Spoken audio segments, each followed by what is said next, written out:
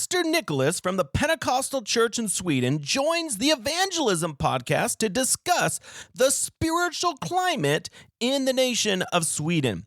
Pastor Niclas shares his testimony of how he became a believer and felt called to be a pastor.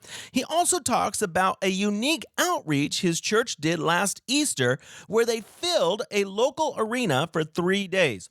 Pastor Niclas also discusses how his church reaches out to immigrants from countries like Syria, Afghanistan, and Iran, teaching them about Swedish society and culture and offering a Swedish school for them to learn the language. Pastor Niclas emphasizes the importance of Christians opening their eyes to the harvest fields around them and sharing God's love with people. Jesus said, "Go into all the world and preach the gospel." Everyone who calls on the name of the Lord shall be saved. Welcome to the Evangelism Podcast with Dr. Daniel King, where Daniel interviews full-time evangelists, pastors, missionaries, and normal everyday Christians to discover how they share their faith, their powerful testimonies, and amazing stories that will inspire you to reach people with the good news. And now, here's your host, missionary and evangelist, Daniel King. Welcome to the Evangelism Podcast. I'm Daniel King, and I'm excited about telling people about Jesus. Today, I have a very special guest, Pastor Niclas Wiktorell from the nation of Sweden. Thank you for joining me today. Thank you, Daniel. So glad to be here. We are in Asia together, Yeah. and we have had a wonderful time this week. God has been moving here, and so it's been so wonderful to get to know you. And you pastor a church in the nation of Sweden. Can you tell me first, what is the name of your church, and then what part of Sweden are you in? Yeah, of course. The name of the church is the Pentecostal Church in Lidköping. And Lidköping is in the southern part, southwest part of Sweden, close to Gothenburg. Okay, and let's start with your testimony. How did you become a believer, and how did you know that you were called to be a pastor? Okay, I think it started all when my uncle came back from Africa. He was a missionary in Liberia in Africa, and he came back and he told about Jesus and what he did, and that really moved me. As a little kid, I was maybe 6 or 7 years old or something like that, and then I saw that, okay, this is what I want to do with my life. But then it took a little while, maybe during the teenagers. As a teenager, I forgot about it. But I had my faith, and I went to a Bible school. And on that Bible school, I decided I wanted to do this, and God spoke to me about it. Yeah. Wow. And how long have you been pastoring? I've been pastoring for about 20 years. Wow. And what is the spiritual climate like in Sweden? I know historically there's a strong church there, but now it seems like Sweden is more of a secular society. What would you say people's understanding of God is? Yeah, it's very secular, and it's. I think the majority has the idea that there is no God, at all. Maybe 10% has some sort of notion about God, but very few Christians, maybe 2-3%, maybe. Yeah. And so in a secular society, where people have a historical understanding sometimes of Christianity, but now believe that there is no God, how do you reach those who are lost? Wow, that is a tough question for us, to do that.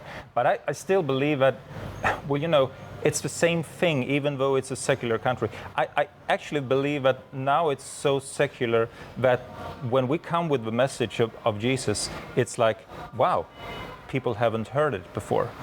So when I grew up, everyone knew about Jesus, but they rejected it.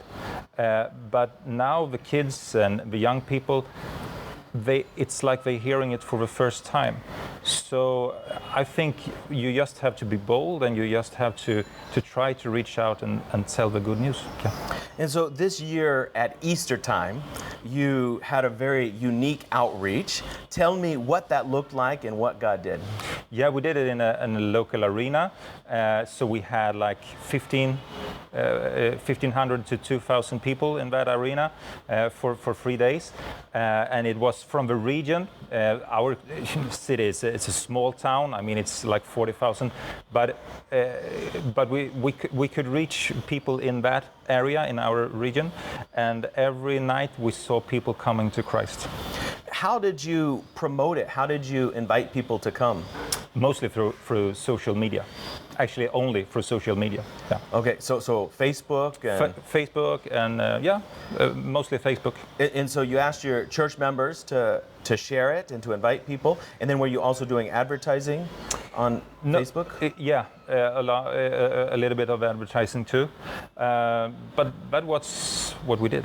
And so Easter's a great time to reach out to people. Yep. I mean, that seems very amazing that you were, for 3 days, you were able to fill the place with 1,500, 2,000. I mean, it was such a huge step of faith for us. It was because we maybe do like this in Sweden 2 or 3 times a year, and now we thought we would do it in our little town, and it was a big step of faith. But we did it, and with God, it's succeeded. And what type of program did you do? Was it like a typical church service? Were you doing an Easter drama? What? We did a number of different things. It was music programs, and then also, of course, preaching. A lot of testimonies of people that have been in different kinds of addicts and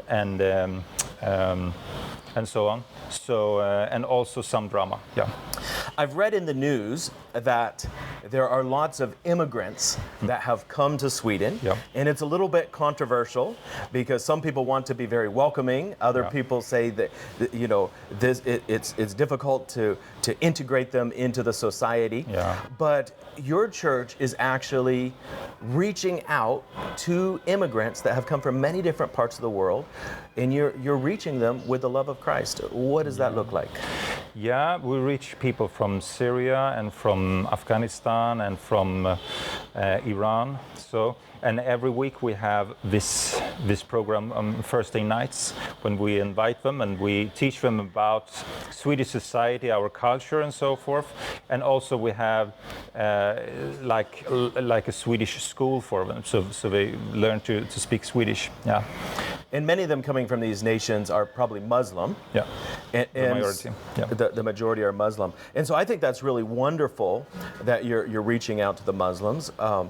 In many times Christians go on a mission to another nation in order to reach people, but really God is bringing the mission field to you. Yes. They're right on your doorstep now, and I think it's so wonderful that your church is reaching out to them, loving them, and showing them the love of Christ. Yeah, we always say that, but God has brought us the mission field to us. So it's much more easier now in that way. And how has your church responded to that? Have they been enthusiastic about being a part? I think it's been really, really amazing. A lot of people put in their hearts to this and work with this every week, and you see friendships with the immigrants and so forth. So it's really, really nice to see what God does in people's lives. I think that's so wonderful. In Tulsa, Oklahoma, we've had many Afghan families that have come there, and my father worked in Afghanistan for 12 years, and so we have been working with a group of the Afghans that have come to our city, and some of them actually had a stopover in Sweden, and so they had some very nice things to say about their time in Sweden, and then they left Sweden and came to America, so we're happy to have them now. But I think this is so important for Christians to open up their eyes. Jesus told the disciples in John 4, he said, open your eyes and see the harvest fields. Really, the harvest field is all around us, and if we'll look for opportunities to talk to people about Jesus, to share God's love with people, then we can see God begin to do miracles in their lives. Yeah, it's amazing. Yeah. Well, thank you so much for being on the Evangelism Podcast. Thank you, Brother Daniel. Let me ask you, what is your life message? What is the message that you like sharing with people the most that God has given you? Well, I think that God is a good Father, and He wants to invite you into His family. That is the thing. He's a good Father, and He cares for everyone. He loves everyone, and He wants to take care of every person, and He sees everyone individually. Yeah. That's beautiful. Yeah. Thank you so much for being on the Evangelism Podcast. Thank you, Daniel.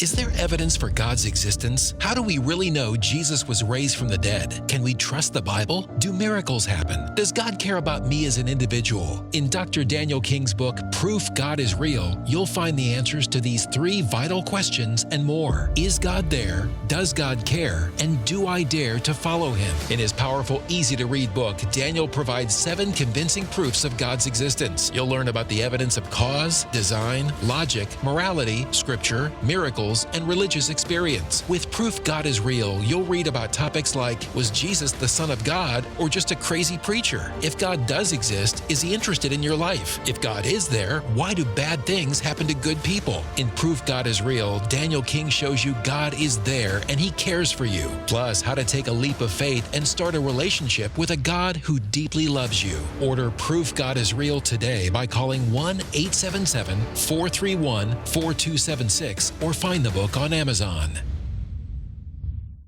Thanks so much for listening today. I am excited about telling people about Jesus, and I want to invite you to be a part of helping us to rescue people from hell and take them with us to heaven. There's 2 things you can do to help. First of all, can you go find the Evangelism Podcast on Apple iTunes and leave us a positive review? By giving a review, you will help other people find these valuable resources about sharing our faith. And second, would you become a financial partner with King Ministries? Every single dollar that people give us enables us to lead at least one person to Jesus. And so that means for only $1, you can help start a party in heaven. And so today I want to invite you to become a monthly partner. You can start out for just $1, but if God puts it on your heart to do more, of course you can do more. But please go to kingministries.com and become a monthly partner with us today to help us to lead more people to Jesus. Thank you so much, and God bless you. For more information about how to share your faith or to financially support our worldwide evangelistic outreaches, visit kingministries.com. Again, that's kingministries.com.